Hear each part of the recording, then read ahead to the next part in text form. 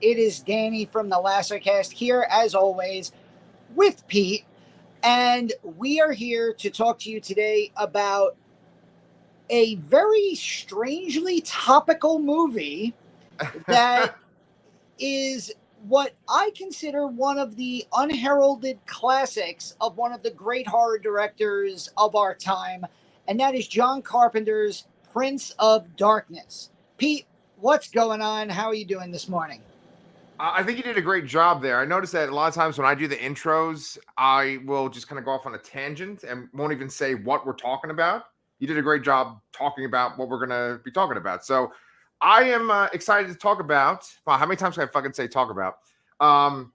Prince of Darkness. It's the first time I've ever watched this movie in my life. And one of the things that it was fun when I watched it this time around was I am always putting footage from In Search of Darkness and In Search of Darkness 2 into our videos because we've interviewed David Weiner so much, right? Of course. And they always have that image of what's her face? The woman who's like just all corroded Oh, and at she's the like, end, Father. Yeah. yes. They always have imagery from her in the trailers, and so I finally got to connect that to a movie today, and I was real excited. Yeah, definitely. This is a movie. I literally just finished watching it when I you messaged me the link, and I was like 5 more minutes. I had 10 more minutes in the movie, and I was like, "Come on!" Uh, yeah. Uh, I've seen this movie a number of times, and I can honestly say this is one of those movies that gets better with each viewing, Yeah. especially from the first time I saw it because and we'll get into this, but this movie Yeah. was nothing like I thought it was going to be from Okay. the first time I saw it. Everything about this movie is like deceptive in a way. Um, before we jump into it, let's just plug some stuff. Sure. We have a great interview coming out soon on our channel with Michael Moresi. Marissa, Uh, yeah. I actually brought him up to a somebody I was going to see Thor, and they were like, "Oh, how's that YouTube channel?" And I was like, "Oh, we just did like a pretty cool interview with a comic book writer and an author. You probably wouldn't have heard of him." And then I mentioned his name, and he's like, "Oh shit, I love that! I love that guy." I was like, That "Oh, is well, awesome. subscribe to our channel, and you'll hear an hour-long interview with him coming up later this week." Yes. Uh, you and I did our mid-year review. Uh, Best, worst, in the middle horror movies that have come out so far 2022. That's also coming out soon. Charlotte and I Yes. did a really fun uh, video where she came home from sleepaway camp. So we watched Sleepaway Camp and we talked about the differences between her experience at Sleepaway Camp and the movie Sleepaway Camp.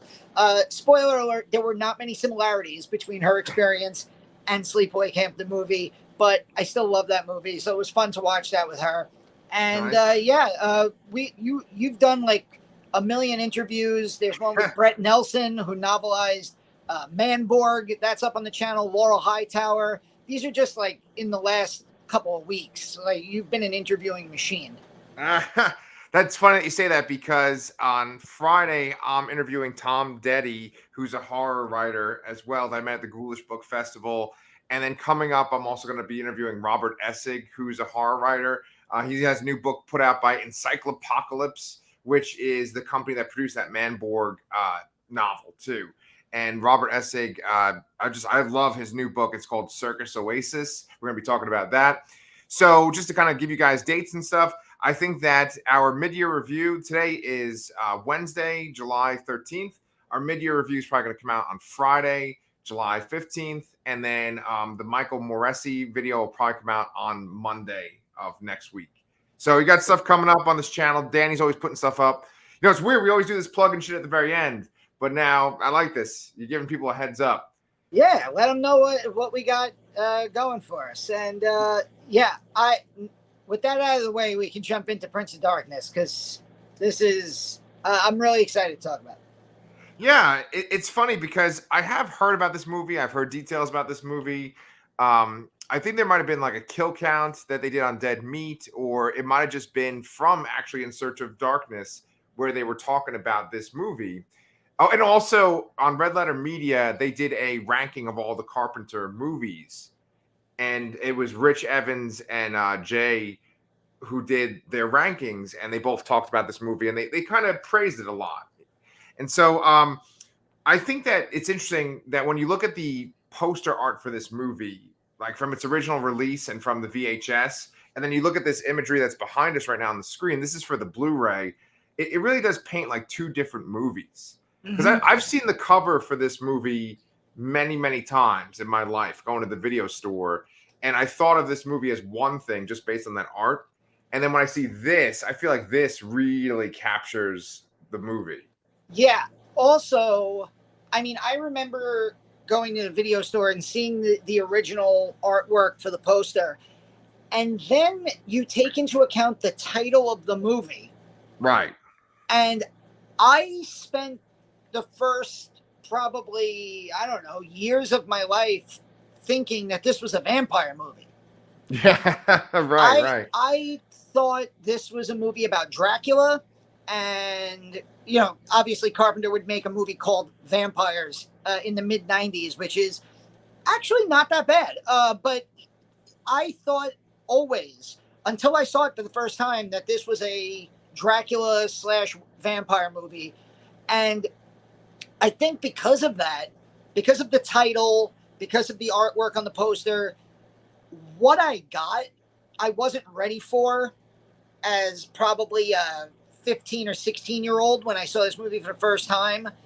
I also was really excited to see Alice Cooper in it because it was post Wayne's World, and I was in like a big Alice Cooper phase. And he is effectively like I even read on IMDb that like Carpenter asked him to just play like soulless and dead behind the eyes, which he does perfectly. I think so. Like I thought I was going into this expecting to see Alice Cooper, shock rocker and all sorts of crazy stuff. And yeah, it's just a weird movie, especially for a 15, 16-year-old horror fan who's looking for something to watch, knowing that like at that point in my life, Carpenter was Halloween and The Thing, and Escape from New York, which I just watched the other day, and They Live. And like that was my Carpenter mindset. So like this is such a departure from all of that. Yeah, I agree. It's interesting because it feels so different, and yet there's a lot of aspects of it that I'm like, oh, this very much feels like a John Carpenter movie. I think probably the key thing here is the score. That's almost the most telling John Carpenter thing besides the opening credits, right? The opening credits are usually the same. And what was interesting about the opening credits for this movie too is that they're like kind of dispersed between like little scenes introducing the characters, and they go on for like a really long time. Like I remember watching this, I'm like, oh, they're still showing the credits. Like, wow, that's kind of weird, right? But yeah, the score, it's that John Carpenter score, fantastic as always. And then he also has actors that were in Big Trouble in Little China, right? Yeah, Victor Wong and Dennis Dunn were 1 year removed from Big Trouble in Little China. Obviously, Donald Pleasence, right. Which on IMDb he's listed as Priest. Right. But I watch almost everything in my house with the closed captioning on, and his closed captioning calls him Father Loomis. Oh my God, that's awesome. So somewhere along the line, he was named Loomis in this movie. Oh man. Which I at first I was like, did I miss something? And then I went to IMDb and I'm like, oh no, he's just listed as Priest. But yeah, I thought that was really interesting. I mean, there's a bunch more. Like Peter Jason is in this movie. Peter Jason would go on to make 4 or 5 other movies with John Carpenter throughout the rest of the 80s into the 90s. He's like the head of the rebels in They Live. He's also in The Mouth of Madness at the beginning. So he would go on to become a recurring actor for Carpenter. But Carpenter was always recycling and reusing his like core group of actors. Yeah. And then you have, of course, Jameson Parker playing the character that's like the fusion of me and my best friend Brian Marsh. Oh I, yeah. I like that. Like he's constantly introducing himself in the beginning of the movie. Brian Marsh, Brian Marsh. I'm like, hey, it's my last name, and then it's my buddy's name too. And he was kind of a weird, like just a weird person to have in the cast. He kind of was giving off this sort of like '80s porn star vibe kind of thing. Yes, the mustache. That's probably it. Yeah, the stash and his little flirtation with what was it? Lisa was his love interest, right? Played by Yeah, Catherine Danforth. Lisa Blunt, the actress, she died Oh, very young. I think she was sick and she died like very young. So, but yeah, she was. I thought the cast was good. I mean, Dennis Dunn has a few lines in this movie that probably wouldn't hold up under modern day scrutiny. And yeah, I kind of like that about it because I feel like one of the things that gets lost is as a history person, like it, sometimes you just hear things or you see things and you go time capsule it to that period. And like the fact that he's making these kind of off color, sexist, racist jokes, I'm like, oh, this is an 80s movie. And like this is one of the things that you kind of look back and you go, yeah, like the 80s just wasn't as PC as it PC. is today. You can get away, like nobody overlooking the script is going to go, oh no, you got to take that line out. Right, right. Even Yeah, you mentioned, what is it, Jameson? Jameson Parker, Yeah, Brian like Marsh. when he's flirting with Lisa at the beginning, he's like, oh yeah, I'm an open sexist, and I'm Right. like, who would say like that's like a cancelable line if you ever are like out with a woman in 2022 and you're like, yes, I'm a sexist, and yep, there she goes, Yeah, and yeah. like, Check, please. Right. yeah, exactly. It's funny, right? Because this movie has the living embodiment of evil in a tube, and I think that maybe like that could also be Twitter too, right? And I think that if we expressed these points on Twitter, we would get canceled right away, just saying like, "Oh, it's cool that it's a time capsule or it shows a different time," but there's something to it. It like to me, I was born in '82. Seeing something that comes out in '87, it's like this kind of reminds me of like what I grew up watching and stuff, right?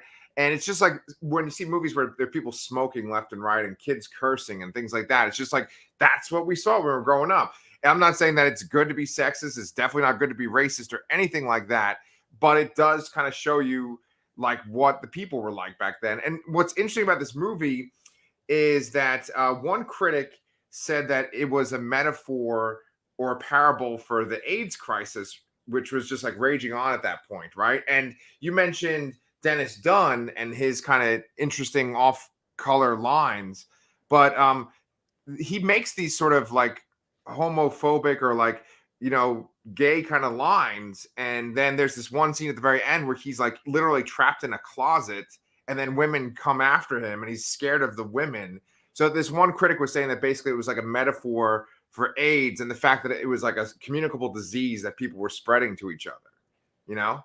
I mean, I wouldn't put it past anybody. I mean, Carpenter obviously in the 80s got very socio-political. I mean, They Live can't be seen as anything other than a criticism of Reagan America in the Yeah. 80s. He wasn't exactly hiding that. And Right. so, Reagan obviously was very uh, indifferent to the gay population in the 80s. I could see that definitely. I mean, even Yeah. the idea that, what is the one of the existential questions of this movie is what is the evil? And it's this like green liquid in a jar. And and what is it? How did so it's not until the very end of the movie that evil takes a physical form. And again, it could be, I think this is one of those reasons where I said at the beginning, this movie gets better every time you watch it, because a lot of the things Carpenter mentioned, like Carpenter's movies, especially this is part 2 of his unspoken apocalypse trilogy with The That's right. Thing and In the Mouth of Madness. Yes. Those 3 movies, I mean, because people said the same thing about The Thing. The Thing is, it's a parable for AIDS because it's a monster that all they have to do is touch you and it absorbs you and it kills you and it Yeah. turns you into this thing. And you the blood test and everything, Yeah. and all the dread and the paranoia about who you're with, and is there something evil inside of them. That was something that was prevalent in The Thing, in this movie, and in The Mouth of Madness. Yeah. And here we are where I don't even want to dare say this phrase post-pandemic, because we're not. We're I not. mean, my aunt and uncle just came down with COVID. I was supposed to spend the weekend upstate. All those plans got canceled. I had COVID just a few months ago. So we're not really post-pandemic, but there is this idea that still between COVID, monkeypox, the media, that there's still evil inside of us. And, we have to wear the masks and everything to keep it, it's one of the reasons Carpenter's always been my favorite filmmaker. Because his work feels evergreen. It just never feels dated. Yeah. It always reflects to what is going on today. He's like the horror movie director equivalent of like George Carlin comedy, where it made perfect sense as counterculture in the 70s and 80s, but now it's real. And Yeah. like it actually becomes almost like philosophy today. Yep. And Carpenter's horror movies feel like that. Like they were speaking out against the evils of the time, but those evils just don't go away, and they're even scarier now. So the horror movies are even scarier now. Yes. Wow, that is such an awesome point. And I think it's so apt to compare John Carpenter to George Carlin, because I think even just on a physical level, the two remind me of each other, and kind of both their attitudes. They're both kind of badasses for their field, right? John Carpenter's a badass, even though they're these kind of like real skinny white guys. They're these like badasses in their field, and so many people have respect for them in their fields, right? It's interesting because I actually have this thought very often. I'm really glad you brought this up, because I think about like when George Carlin was around and the things that he would say in his stand-up routines, and it would seem like he was so extreme and so over the top in that time. Like, whoa, I can't believe this guy is saying this, and this is so dark. But like what you just said, it's like so on the money. Like the things that he warns us about, the things that he's like, hey, you guys don't know this, but this is the actual truth. It's like, oh my God, it's like so in our face these days. And you're right, it's the same thing with John Carpenter's films. How often when people are complaining about our modern culture, do they use the imagery from They Live? And they use like a meme where it has Roddy Piper put on the glasses and showing the secret messages behind it. Kids today walk around in Obey shirts because it's a trend now. And they don't realize that like a movie that was countercultural and anti-consumerist is now being used to sell T-shirts. Right. Like there's a lost irony there. Right. And it's so interesting because, these movies came out when we were kids, right? Maybe we got exposed to them years after they came out, or in your case, maybe even closer when they came out. But like, we're growing up with these things and they seem so dark. They seem so nihilistic and they're in the future. But then I always thought, like, does Carpenter think when he's making this movie, does George Carlin think when he's making this comedy, like the world is going to end, we're just 2 steps away from the apocalypse? Do they have these like negative thoughts decades ago? Because like when I was young and I would watch a movie like this, I'm like, oh, this is a scary idea, but we're safe. We're going to just go back to normal. I'm going to go eat at McDonald's tomorrow and, watch some TV later. Nowadays, when I think about the world, I'm like, shit, do my kids have a future? Do I have a future? Like, it's 108 degrees in Texas right now. Like, Oh, what's going on? You know, like I'm going. I mean, it's 90 in New York. It's been 90 for like 5 straight days, yeah. and I'm going. And my buddy who lives in Louisiana, I'm going there on Monday. He keeps sending my other friend and me. He keeps sending us weather reports where like at 10:30 in the morning, it's 104 degrees going up to 114, and I'm like, I don't know if I'm going to be able to go for a run next week. Yeah, maybe don't do that, man. Yeah, I like having a co-host, you know? yeah, It's just like, because that's the whole thing about this movie, right? And I feel like this is a thing that is in Carpenter movies. This movie cost $3 million to make, and I know that's a lot of money for the time, but it's not necessarily a huge budget for a movie, even in 1987. I think that John Carpenter, and you could probably kind of confirm this or deny this, but he's really great at getting a lot out of a small budget and not having a lot of money to work with. And yeah. He I think also that, right. he also purposely made this movie. He made this movie coming off of Big Trouble in Little China, which was a box office bust, pretty much. And so he basically left the studio system, and he Okay. made this and They Live with, I think, a much smaller production company that Yeah. basically he was fronting. And so he wanted to get away from the studio system, and he wanted to have more autonomy over the projects. But yeah, I mean, you look. I've heard people criticize They Live because, oh, the aliens look so stupid, and I'm like, that's not the point. Like No. it, and like the point is that they do look that kind of exaggerated because that's what we're missing. Yeah. Like, how can you possibly miss something that outrageous?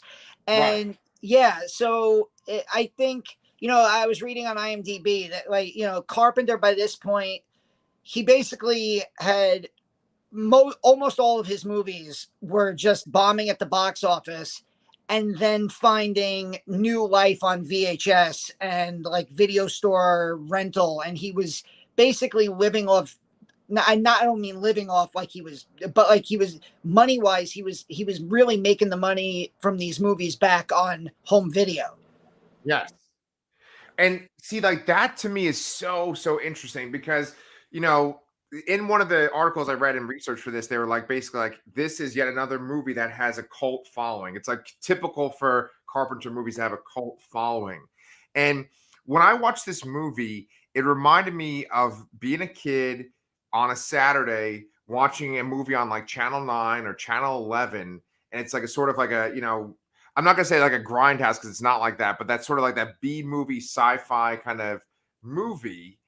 And it's interesting because it feels like that, but Carpenter's movies are like the proto version of these movies. He always makes like the definitive version of it, and then there's so many derivative copies of his initial movie that he makes. There's the derivative version of The Thing. There's a derivative version of this movie. There's a derivative version of They Live, right? And of course of Halloween. Goddamn, there's so many fucking Halloween Yeah. ones, right? But why this makes me think of like that Channel 9, Channel 11 kind of movie on a Saturday is because it's got that cast of characters. It's like in one location. It's so cheap and efficient to basically use like one building for your movie and just kind of keep using shots throughout this building. And it's super high concept. We're talking about like fucking quantum physics and like God and reality, but yet it's just people in a church, right? Yeah. So And go ahead. I think that's part of why I like rewatching this every once in a while, because I think the movie is much smarter than me, and I'm always picking up on new things. I'm always I made a joke to Chris one time, like, this is my favorite movie, my favorite horror movie of all time that uses quantum physics and tachyons. What the fuck is a tachyon? I don't know. Right? but Right, but right. this movie makes me think it has to do with like the anti-god particle in a green jar that's been hidden by the church for thousands of years, and I'm like, oh, okay. uh Yeah, it's this amazing thing. It's this amazing fusion because it's just intellectuals. It's just like college students in a church at night in the middle of the night, and yet it's the whole fate of the fucking universe, right? yeah, It, I'm just I was just rewatching it, and I was really mad at myself because I was in LA for a week in February, and I went to the Myers house. I went to the houses that were used at the end of Halloween. I went to the Nightmare on Elm Street house. Like Charlotte and I went to a bunch of locations, and you could watch those videos here on the channel. But I looked up the church from Prince of Darkness was like 25 minutes away from where my ah, hotel was. yeah, But the problem is in LA, we were there during the week. So the problem is 25 minutes away is really over an hour because right, it's going to right. take you over a half hour to get there with traffic over. And I didn't want to like take the rental car away from the family for over an hour while we were on vacation in case. So like I never got a chance to go there, but now I'm like rewatching it. I'm like, shit, I would have really loved to have a picture in front of that church. Like, Yeah, yeah. It's a real interesting looking building, and it's kind of funny because like so many of my interviews that I've done kind of are from the Ghoulish Book Festival, right? Like Brian Asman, Laurel Hightower, Tom Detty, who I'm going to interview. Like these are all people I met at the Ghoulish Book Festival, and I can't remember who posted on Twitter, but they posted a picture of the Ghoulish Book Festival, which was inside of a building that is also used as a church and a bowling alley, and then this building from Prince of Darkness. So they're like, how did they find the building that is like the Prince of Darkness building? But this is in San Antonio, though. But I kept looking at the outside of this building. I was like, oh shit, that's the Ghoulish Book Festival. I was waiting for Alice Cooper to show up. yeah. Yeah. But we should talk about a couple other behind the scenes details that are real fun though, too. One of the other interesting details is that the John Carpenter, he wrote the screenplay, but he wrote it as Martin weapons. Quatermass. Yeah, right, right. And that's a reference to a British hero that's like kind of from these like sci-fi movies, very kind of similar to Doctor Who, because he's always kind of facing off against these like extraterrestrial threats, and he's just like super smart. And what do you call it? The guy that created Quatermass? He didn't want that name associated with this movie. He was kind of upset that they referenced him or paid homage to him because he didn't want to be connected to this movie. He But did that a lot, though. Carpenter.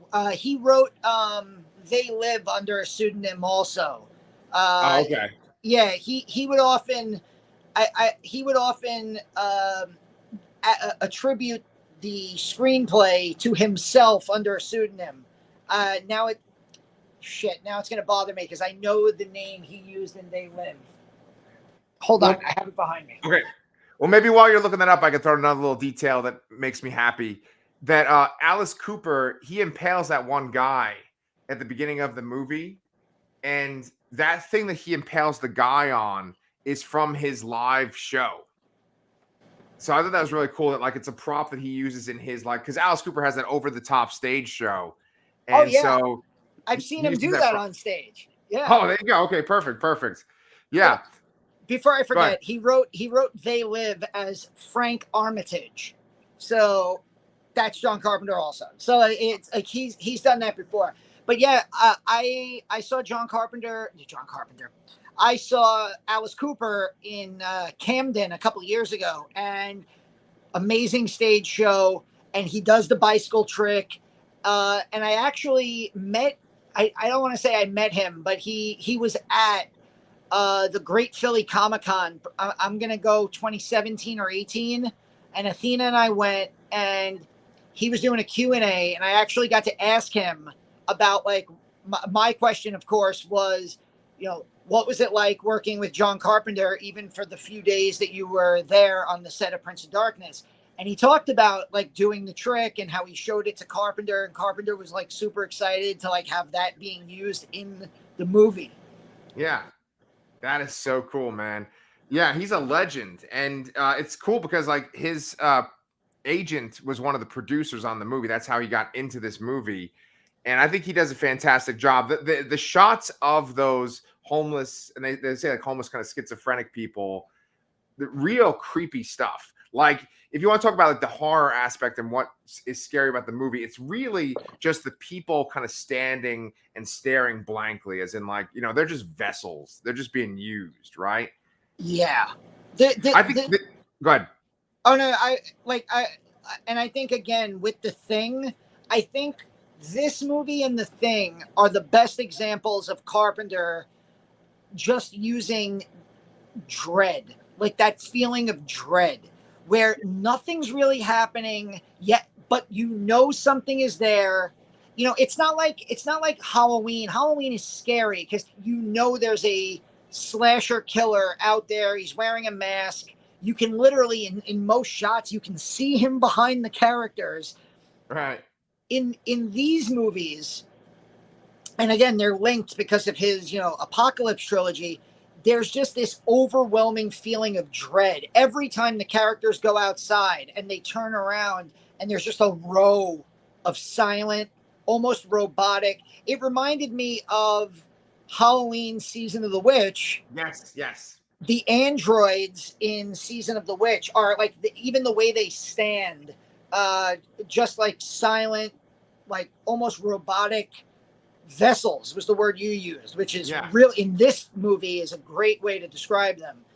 And that woman who thanks Donald Pleasance for reopening the church, and she's holding a cup of maggots and the bugs everywhere. Like, growing up, there was nothing I hated more aside from clowns than bugs. And like, I'm still a 40-year-old man who, if like there's a water bug in the bathroom, I'm gonna like freak out and run out before I like realize, oh wait, I'm a man, I'm supposed to go kill it. Yeah. So like all of those scenes, even now, I'm like sitting in bed watching it, and I'm like,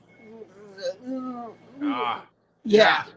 Probably the best effect in the movie and the kind of creepiest moment is when there's that man who's just like covered in bugs and his body breaks down. You know, he's like, I got a message for you. And he's like, pray for death, right? And what I thought was really effective is when his body was breaking down, you know, his head falls off, his arms fall off, his legs fall down, and then his like torso drops and then it like falls. That moment when the torso drops and then falls over, that was like really effective to me. I was, that bothered me a lot. Yeah. So we should talk about like the actual like presence itself and like what is happening, right? Because essentially, and this is another thing too, like we talk about how small the budget is, but I think the canister that's containing the like living embodiment of evil, I think that's like very well shot. And considering it's just a tube of green liquid, it gives off that feeling of, oh my God, this is fucking evil. Like, this is a powerful thing. I think that's so well shot. And like the noise they use and then the music, it's just this great setup for that.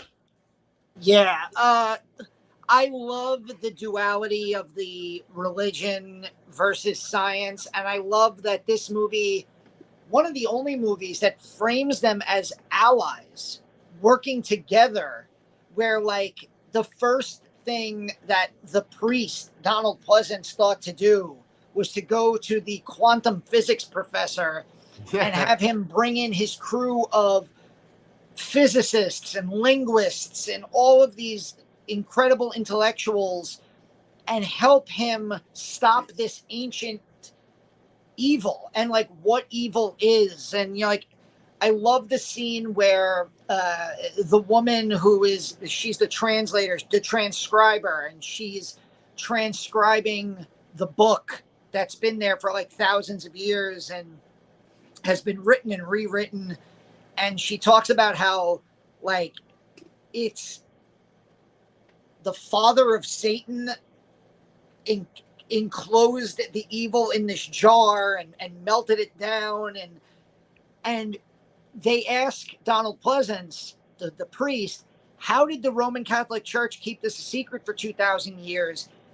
And his answer is amazing. His answer is, we basically just lied to humanity. We Right. we told the stupid humans that evil was a spiritual force, and then we acted as the salesman, and we sold that, and we killed anybody who spoke out against it. They even talk about how Jesus knew what was going on, and that, you know, Jesus was going to speak out against it, and that's why he was killed. And I'm like, this Yeah. movie is going in so many crazy directions. Like, this is why, like, in many ways, this movie is nothing like 2001: A Space Odyssey. But Okay. my journey with this movie is very similar, because I saw 2001 when I was like 14, and I had no time for that movie. It was too slow. It was boring. What's going on? Why are there monkeys on the screen for 20 minutes? Why is Ric Flair's music playing? I got no time for this. And then I saw it in the movie theater on like IMAX a couple of Oh years man. ago. And I think it was probably 2018. I think it came out in 68. So maybe it was Okay. the 40 or 50-year anniversary. Sure. Sure. And my mind was blown. And I was like, God, I was so stupid when I was younger. This movie's amazing. And Yeah. when I first saw this, I didn't hate it. But like I said, I thought I was going to be renting a vampire movie. And I was like, what the fuck is this green jug and tachyons and physics? And what are they Yeah. talking? And now Right. that every time I've watched it since then, I've gotten just so much more from it. It's such a philosophical movie. And it, like, if you read about Carpenter, like really wanted to make something different with this movie. And I think it's also kind of coincidental that we're talking like the day after they released the photos of like the Big Bang Oh, yes. from Yes. the Yes. telescope, because Yeah. like they actually talk about like deep space and particles. There was like a supernova that they show on TV in this movie, and the supernova is light years away, and it's Yeah. particles are falling from space. And they even mention that the green particle could be extraterrestrial. And it's just like, the fact that I rewatched this movie after spending a day and a half looking at that image of all the galaxies and everything, I'm like, the timing is just perfect. Yes. I love that feeling when it's like, whoa, that's weird. We're like talking about this movie, or we're thinking about this when this is happening in history right now. It's interesting because like we chose to watch this movie because it's on Shudder right now. That's for July. This movie's come out on here. And it's such a like a comic book type concept. It's like real hardcore science fiction, but like one thing that comic books do so well is they kind of like will blend the genres together. And this is definitely like horror and science fiction wrapped in one, you know. And you were talking about how they mentioned Jesus at one point, and I was just thinking about like an audience in 1987 listening to some guy. One thing that's real interesting is that Victor Wong is playing like the main professor that everyone listens to, right? And I think that that must have been real inspired casting at that time, because in 1987, if you're going to have this like wise professor, I'm assuming it would be like a white man with like a white beard, giving his knowledge to all these kids, or maybe a British white guy. But no, they're the Asian man, and I just really liked that aspect. Well, Go ahead. Carpenter got him and Dennis Dunn back from Big Trouble in Little China, where, again, as a kid, you watch Big Trouble in Little China, and all you think about is how cool Kurt Russell is. He's the hero. He's not at all the hero in that movie. No, In no, fact, no. Victor Wong is the one that leads them in. Dennis Dunn is the one who is really going after the damsel in distress in that movie. So, it Carpenter in 1976, his first real breakout movie was Assault on Precinct 13, where the main character, the hero of that movie, is a black police officer. Yeah. You have obviously Childs in The Thing is one of the survivors at the end. Um, in Escape from New York, the Duke is played by Isaac Hayes, and he's the king of New York. So, Keith David again in They Live is one of the two main characters. Right. He was always casting in a way that and spreading the roles out. I think somebody said that. I read one review, or maybe it was Carpenter, who said like Big Trouble in Little China, Kurt Russell's character is a character who thinks he's the hero, but is really the sidekick. And that's Right. like the perfect way to describe him in that movie. But yeah, Victor Wong, back-to-back years with Carpenter, essentially is playing the lead hero. And Yeah. the movie does kind of make you go like, oh, Mustache Guy is, he said hello to that woman and then they're in bed, because that's what happened in every 80s movie. It's Yes. like, Yes. hi, nice to meet you. I'm a sexist. Want to see this card trick? And then camera pan, they're in bed together. And you're like, what? Yeah. Hey man, his last name's Marsh. He must have some good moves, But like, just going back to, because I want to talk about Brian Marsh and his girlfriend, and then the end of the movie too, because I think that's a real interesting thing to talk about. But I wanted to make sure that we talked about the parallels between like God and Satan and Jesus and stuff in this movie, because when Victor Wong is talking to Donald Pleasance and they have that discussion about evil, and Donald Pleasance says that thing about being salesmen and tricking humanity, they do mention Jesus, and they say that he is actually an extraterrestrial that looked like a human. And now you're kind of going into this kind of territory where there's like, oh, aliens visiting Earth and all this kind of weird stuff, and aliens that look like people. That's real interesting stuff, and it's so like out there and bizarre.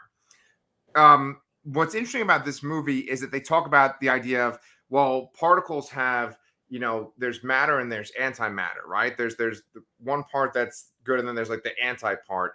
And they're basically implying that there's like an anti-God, and that Satan, instead of being like one of God's angels, is the child of this anti-God. And in this movie, you have this sequence that's like Mary being impregnated by God and having a baby, but it's twisted and bizarre. You have this one woman it's Susan, who's very pleasant, by the way, like before all this shit happens to her. Really friendly, nice lady. She gets this bruise on her arm, and she's like, oh, I got this random bruise. It must be from stress, right? And then you see it's this weird shape, and that she's going to be the vessel for this evil. And they have this sequence that's just so fucking disturbing, where she's in the bed and the green stuff has gone up to the ceiling, and then it eventually is like just shooting into her eyes and her mouth like a fucking Coke machine, right? Just like spraying into her orifices. And then at one point, like her stomach is all extended or distended, whatever they call it. Her skin eventually becomes like kind of like, it looks like she's burnt. All this horrible stuff happens to this woman, and it's kind of like the inversion of Jesus, right? It's like, because the idea of Jesus is that like God impregnated Mary through immaculate conception. She gives birth the natural way, just like any child. In this, it's like she's just fucking evil's poured into her, and then it contaminates her body, and then she herself is the vessel. And the stuff that she does when she wakes up, it's like real creepy. Her faces, she always seems like very happy and sort of childlike, and she has telekinetic powers. At one point, Donald Pleasance chops off her arm, it grows back. He chops off her head, she picks up her head. I really liked the sequence with her as the vessel. Yeah. I also like you mentioned her facial expressions. I think this movie gets a lot of that really well. Jesse Lawrence Ferguson he's an actor. He plays Calder, the black guy, and he, from the minute he's like inside, he has this like like horrific panic look on his face. And then like he starts to like later on he is trying to get everybody together and he's kind of like trying to make jokes to like almost break his own tension. But then he ends up getting like taken over and infected with the green particle, and he just the look on his face from that point on, he like kills himself and then he comes back to life, and he's the whole idea with the mirror too, and how there's a mirror dimension and maybe the anti-god lives in the, and then that ties back to a conversation that was had earlier with Schrodinger's cat, and like maybe when we look in the mirror, that's the mirror is the reality and we're just a reflection. Yes. And then that like I said, I've seen this movie probably 10 times. I am still 100% sure that I don't fully understand it, and that's why I keep revisiting this movie, because it's so weird and it's so thought-provoking and philosophical and existential, and it just makes me think and go a little crazy as I watch it, and I love it for that. Yeah. What the character's name was Calder that you were just Yeah. talking about?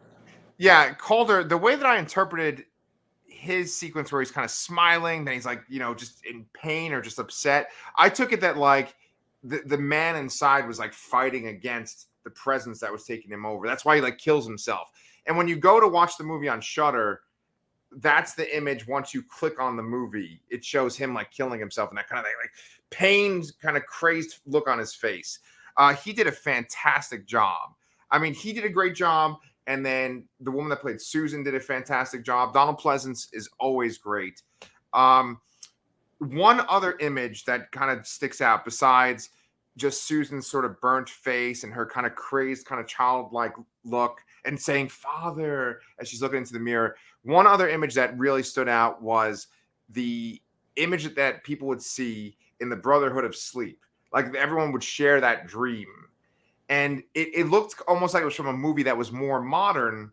And I think the reason why is because they were using video footage. Like what Carpenter did for those dreams is he would film the sequence in the church with a video camera, and then he would film the video footage on a TV screen. And that's why it has that kind of grainy look. And then Carpenter himself is saying the narration where it's like, this is from the year 1999. And I like that. We talked about the band Gunship with Michael Moreci in our interview with him. And I mentioned how I love their songs. They have this one song that opens with a narration by Carpenter. And it's this new narration. He's talking about like the apocalypse. And those clips always reminded me of that part of the song where they're like, it's the year 199. But I just love that shot where they're panning around to the front of the church, and then there's this like shadowy presence coming out through the door. That maybe is the coolest thing in the whole movie. What do you think of that sequence? I mean, it's very haunting. Again, it's because and every time you watch it, every time somebody has a dream, the year, another number appears, and then at the end, it's Lisa, because like that we didn't mention Lisa, like the combination to stop the evil, because the Susan is going to pull effectively the devil out of the mirror reality, out of that dimension. And in order to stop that, she like tackles her into the mirror, and then Donald Pleasance throws the axe at it to break the mirror, to like shatter the doorway, the gateway. And so basically one of the heroes of the movie is trapped now, and that in like this mirror reality with the entity and father. So you have like the father of Satan and the embodiment of Satan together. And I like that it makes the movie feel like it continues on, because this movie obviously came out in 1987, and they're all having a vision of a transmission from 1999. Right. So maybe that was like Carpenter's way of saying at the end of the millennium, like it's going to come back. And yeah, like somebody, I think I read Alice Cooper said that he would love there to be a sequel to this movie. And like, I wouldn't want just Joe Schmo to make a sequel to this movie. No. If John Carpenter was going to make a horror movie for the first time in over a decade, and he was going to make a fourth apocalypse film, he doesn't have to call it Prince of Darkness 2. He can, call it whatever he wants. But if it was in some way a spiritual sequel to this, almost like a Prometheus to Alien kind of thing, I would be totally down for that. Yeah, that would be amazing. I would love to see someone do something with like a budget for this. Just kind of tackle these kind of concepts. Yeah, I mean, I feel really bad for which I wrote down Lisa Blount. Is Lisa the character? Or is Catherine Danforth the character? Who's the actress? Yes, we keep calling her Lisa. The actress's name was Lisa Blount. Catherine Danforth is the character. Yes. Okay. I remember because everybody, as you mentioned, everybody introduces themselves by their full name in this movie, especially at the beginning. Hi, Brian Marsh. I'm Catherine Danforth. And I like how they're both like, I know. What? Like, what did you listen to the professor taking attendance? Like, right. Catherine does this ultimate sacrifice, and I feel so bad for her when she jumps through there. And I like how they shot that. They must have shot her like in a pool or something, because she's just kind of floating there in that realm of the anti-god, and she's just beyond the mirror, and you can see her face. That's such a horrible fate. And the movie itself has a sort of Inception-like ending where Brian Marsh, he has a nightmare where he now sees Lisa, right? And then he wakes up, and then there's a second like that, nightmare where it has two scares. He turns, and then she's in the bed, and she looks like Susan now. Then he wakes up again, and he goes over to the mirror, and right before he can touch the mirror, it cuts, just like Inception in the top. It's very possible Christopher Nolan was inspired. One thing that I thought might have also been inspired by that particular sequence was in The Matrix, the very first Matrix, when like Neo touches the mirror and his finger. Definitely. Right. So I was thinking that too. Yeah. I really enjoy. We were talking about like what would a sequel look like? What would if this movie had more money? I think kind of, and you mentioned like the look of the canister that's holding this green liquid, how cool it looks. It looks ancient with like the kind of sludge grime all around it. Yes. I feel like if this was made by a lesser director, or if an idea, then it would have almost been cartoonish, where we would have seen like they would have treated the characters like zombies, where like even the homeless people would be outside like, and they would try to do some over the top special effect at the end where, I think like there's part of me that just really loves the idea that it is a comically red devil hand that comes out of the mirror. Like, they're not making any bones about this at all. Like, that is, like, if you asked a 9-year-old to draw the devil, they would probably draw a big red cloven-hoofed monster, and that's the hand that's getting pulled out.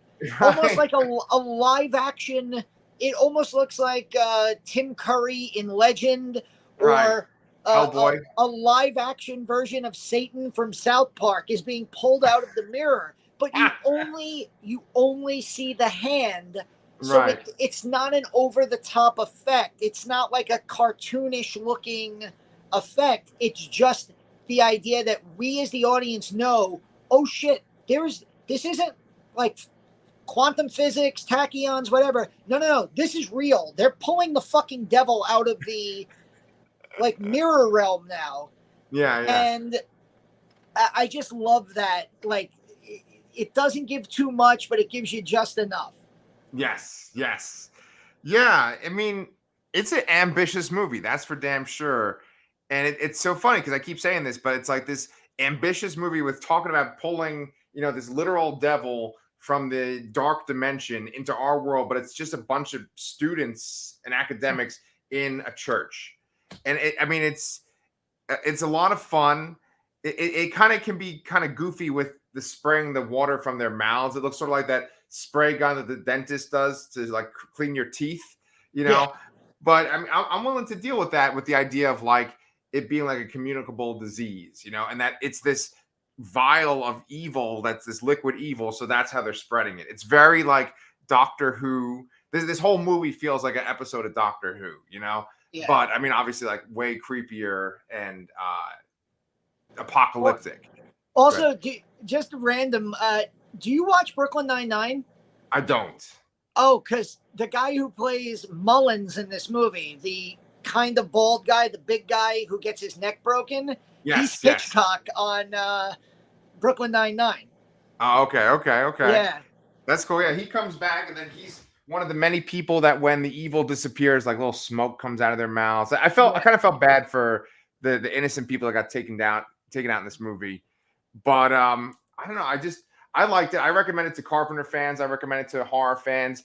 I am a huge fan of those sort of Saturday afternoon movies. And this, like, Carpenter just always does those, but does them the best, Yeah. I know that Alamo is doing a summer of Carpenter. Charlotte and I went to see The Fog in theaters. Aside from seeing The Thing, which we did through Fathom Events, that was the one Mick Garris ripped apart because they didn't show the right transfer. But we did see The Fog at Alamo, and I do think this is playing at Alamo at some point during the summer. Yeah. So if I'm home, if I'm not traveling, I'll definitely try to go and see it. Nice. If you just look, I mean, like, I know it's beyond us to just sit here and wax poetic about somebody who is considered the greatest horror director of probably the last 50 years.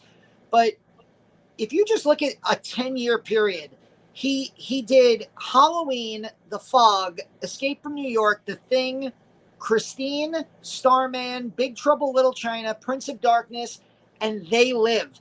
9 movies between 78 and 88. That's insane. When, like, the worst movie you make in a 10-year period, I don't even know what I would call the worst. Probably, maybe Christine, because it's a killer car movie. But, like, even then, the movie's freaking cool as hell. And it has one of my favorite Carpenter scores in it. Mm-hmm.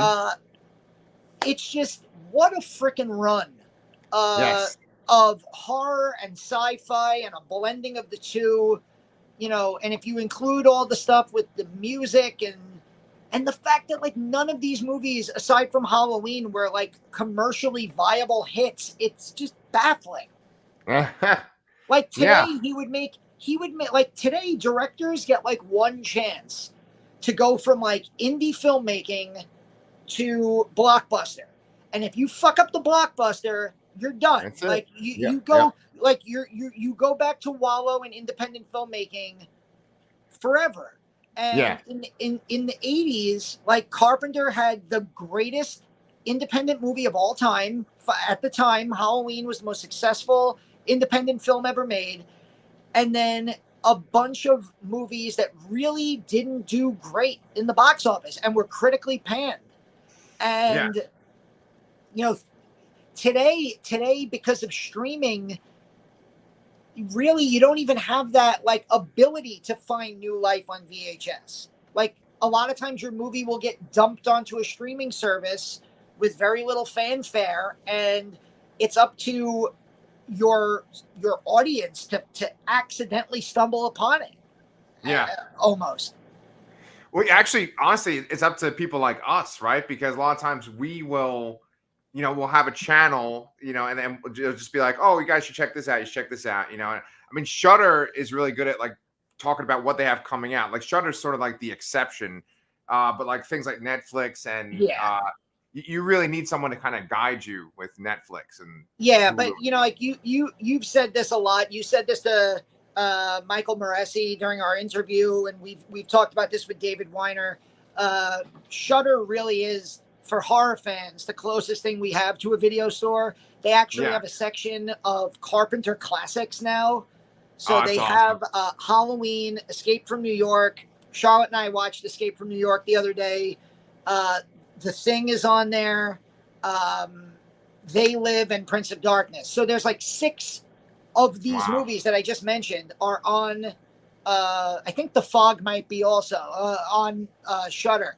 So they're not paying us. If they'd like to, we'll take it. But be nice, yeah, might be sponsored by something, But yeah, man, they really are like the best for horror fans, especially horror fans who want to catch up on stuff they've missed. Yeah, and like this is really, even for John Carpenter fans, this is probably the movie that's going to slide through the cracks of all those movies. Like you said, you this is the first time you ever watched it. Yeah, like this is that movie. Now I know he did other movies in the 90s that aren't as popular and very strange. Like he remade the